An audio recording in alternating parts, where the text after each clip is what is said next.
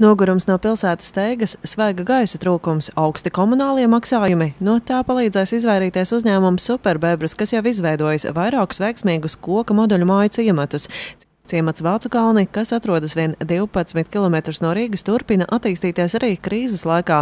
Sadarbībā ar SMP banku Superbebras piedāvā unikālu iespēju nekustamo īpašumu līzingu jeb īri ar izpirkuma tiesībām. Mēneša maksa par moduļu māju tikai no 80 latiem mēnesī. Riska nav. Ja izlemjat pārvākties, līgums tiek slēgts un parādsaistību nekādu nav. Moduļu mājām ir zemi komunālie maksājumi, pat pērnā gada bargajā ziemā tie nepārsniedza 100 latus mēnesī. Visas mājas ir ar zemes gabaliem, ciemata teritorija labi iekārtota un apsargāta. Moduļu māju tirgū ir patīkami un lietišķi piedāvājumi.